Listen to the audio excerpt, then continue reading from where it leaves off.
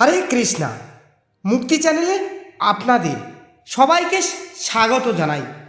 আশা করি পরমেশ্বর ভগবান শ্রীকৃষ্ণের কৃপায় আপনারা সবাই ভালো আছেন এবং সুস্থ আছেন। সনাতন ধর্মে যতগুলো ব্রত আছে তার মধ্যে শ্রেষ্ঠ হলো একাদশী ব্রত। আর বছরের সব একাদশীর মধ্যে সবচেয়ে গুরুত্বপূর্ণ ও কঠিন ব্রত হলো জ্যৈষ্ঠ মাসের শুক্লা পক্ষের এই পাণ্ডবা নির্জলা একাদশী। একে আমরা অনেকেই ভীম একাদশী বা ভীমসেনী একাদশী ও বলে থাকি। কেন এই একাদশীকে এত শ্রেষ্ঠ বলা হয়? কেন জল পর্যন্ত না খেয়ে এই ব্রত পালন করতে হয়? আর কেনই বা এর নাম পাণ্ডবা নির্জলা একাদশী হলো? আজ আমরা অত্যন্ত সহজ ভাষায় গল্পের ছলে এই একাদশীর মাহাত্ম্য ও ব্রত কথা জানব। ভিডিওটি শেষ পর্যন্ত মনোযোগ দিয়ে শুনুন, কারণ জীবনের সমস্ত পাপ থেকে মুক্তি পাওয়ার এক পরম উপায় লুকিয়ে আছে এই ব্রতের মধ্যে। মূল ব্রতকথা ও ইতিহাস। আসুন প্রথমে জেনে নেওয়া যাক এই ব্রতের পেছনে পৌরাণিক কাহিনীটি। মহাভারতের যুগে যুধিষ্ঠির, অর্জুন, নকুল, সহদেব এবং মাতা কুন্তী ও দ্রৌপদী সবাই অত্যন্ত নিষ্ঠার সাথে বছরের প্রতিটি একাদশী পালন করতেন। একাদশীর দিন তারা কেউ অন্ন গ্রহণ করতেন না। কিন্তু সমস্যা ছিল দ্বিতীয় পাণ্ডব ভীমসেনকে নিয়ে। ভীমের শরীরের ভেতরে বৃক্ষ নামক এক বিশেষ অগ্নি ছিল, যার কারণে তার খিদে ছিল প্রচণ্ড। তিনি কিছুতেই না খেয়ে থাকতে পারতেন না। উপবাস করা তার পক্ষে ছিল প্রায় অসম্ভব। ভীম অত্যন্ত দুঃখিত হয়ে একদিন তাদের পিতামহ মহর্ষি বেদব্যাসের কাছে গেলেন। ভীম বললেন, হে পরম বুদ্ধিমান পিতামহ, আমার পরিবারের সবাই একাদশীর দিন উপবাস করে, তারাও আমাকে উপবাস করতে বলে, কিন্তু আমি খিদে সহ্য করতে পারি না। আমি ভগবান বিষ্ণুর পূজা করতে চাই, দান ধ্যান করতে চাই, কিন্তু না খেয়ে থাকা আমার পক্ষে সম্ভব নয়। এখন আপনি বলুন, উপবাস না করে আমি কিভাবে যম যাতনা থেকে রক্ষা পাব এবং বৈকুণ্ঠ লাভ করতে পারব? ভীমের এই ব্যাকুলতা দেখে মহর্ষি বেদব্যাস হাসলেন এবং তাকে একটি বিশেষ উপায় বলে দিলেন।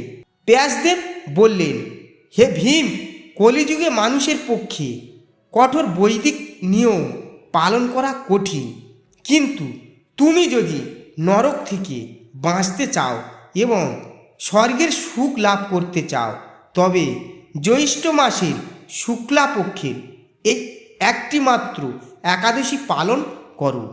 ব্যাসদেব বুঝিয়ে বললেন, এই একাদশীতে সূর্যোদয় থেকে শুরু করে পরের দিন দ্বাদশী সূর্যাস্ত পর্যন্ত জল স্পর্শ পর্যন্ত করা যাবে না।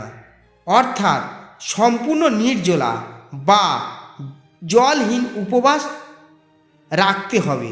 শুধুমাত্র আচমন করার সময় যতটুকু জল প্রয়োজন ততটুকুই নেওয়া যাবে, তার বেশি জল পান করলে ব্রত ভঙ্গ হবে।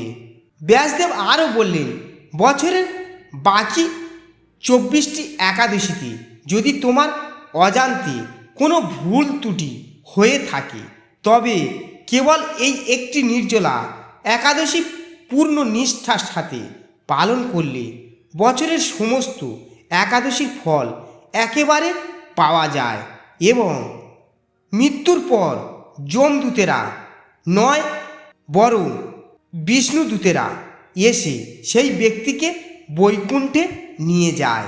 পিতামহ ব্যাসদেবের এই কথা শুনে ভীমসেন নিজের সমস্ত শক্তি দিয়ে জ্যৈষ্ঠ মাসের এই নির্জলা একাদশী পালন করা শুরু করলেন। যেহেতু ভীম এই কঠিন ব্রত পালন করে সফল হয়েছিলেন। তাই তার নাম অনুসারে এই একাদশীকে পাণ্ডবা নির্জলা একাদশী বা ভীম একাদশী বলা হয়। নির্জলা একাদশী পালনের নিয়ম ও করণীয়। প্রিয় দর্শক বন্ধু, এবার আসুন আমরা খুব সহজ ভাষায় জেনে নিই এই ব্রত কিভাবে পালন করবে। নাম্বার 1, সম্পূর্ণ উপবাস।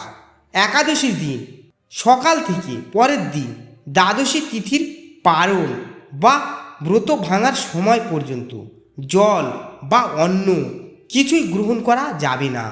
যারা সম্পূর্ণ নির্জলা থাকতে পারবেন না তারা নিজেদের শরীর ও স্বাস্থ্য বুঝে ফল বা জল গ্রহণ করতে পারেন, কারণ শাস্ত্রে বলা আছে শরীরের ক্ষতি করে জোরপূর্বক ব্রত করা উচিত নয়। নাম্বার 2, ভগবানের আরাধনা।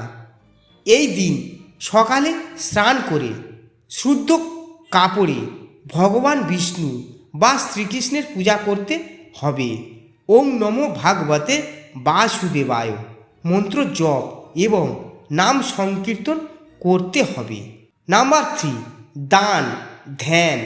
নির্জলা একাদশীতে ছাতা, জল ভরা কলসি, পাখা বা বস্ত্র দান করা অত্যন্ত শুভ ও ফলদায়ক বলে মনে করা হয়। নাম্বার 4, পারণ বা ব্রত ভঙ্গ। পরের দিন অর্থাৎ দ্বাদশী তিথির নির্দিষ্ট সময়ের মধ্যে নিয়ম মেনে পারণ মন্ত্র পড়ে ব্রত সম্পন্ন করতে হবে। প্রথমে ব্রাহ্মণ বা বৈষ্ণবদের ভোজন করিয়ে বা দান দিয়ে নিজে প্রসাদ গ্রহণ করতে হবে। ব্রতের মাহাত্ম্য ও ফলশ্রুতি। শাস্ত্রে বলা হয়েছে এই নির্জলা একাদশীর দিন পবিত্র নদী বা তীর্থে স্নান, জপ, তপস্যা এবং দান করলে তা অক্ষয় হয়ে যায়। ব্রহ্মহত্যা বা সুরাপানের মতো মহাপাপ থেকেও মুক্তি মেলে এই ব্রতের পূর্ণ প্রভাবে। যারা পরম ভক্তি ভরে এই মাহাত্ম্য কথা শ্রবণ বা পাঠ করেন তারাও অক্ষয় পুণ্য লাভ করেন। আশা করি মুক্তি চ্যানেলে আজকের এই উপস্থাপনা থেকে আপনারা পাণ্ডবা নির্জলা একাদশী গুরুত্ব এবং ভীমসেনের সেই সুন্দর কাহিনীটি খুব সহজ সরল ভাষায় বুঝতে পেরেছেন। এই পবিত্র তিথিতে আপনারাও আপনাদের সামর্থ্য অনুযায়ী ব্রত পালন করুন এবং ভগবানের কৃপা লাভ করুন। ভিডিওটি ভালো লাগলে অবশ্যই একটি লাইক করবেন এবং আপনার আত্মীয় স্বজন ও বন্ধুদের সাথে শেয়ার করবেন, যাতে তারাও এই পরম মাহাত্ম্য সম্পর্কে জানতে পারেন। আর এই ধরনের সুন্দর সুন্দর পৌরাণিক ও পারমার্থিক কথা নিয়মিত শুনতে আমাদের মুক্তি চ্যানেলটি সাবস্ক্রাইব করতে ভুলবেন না। কমেন্টে সবাই লিখুন হরে কৃষ্ণ বা জয় শ্রীকৃষ্ণ। আজ এই পর্যন্ত, দেখা হবে পরবর্তী ভিডিওতে। সবাই ভালো থাকুন, সুস্থ থাকুন। হরে কৃষ্ণ, রাধে রাধে।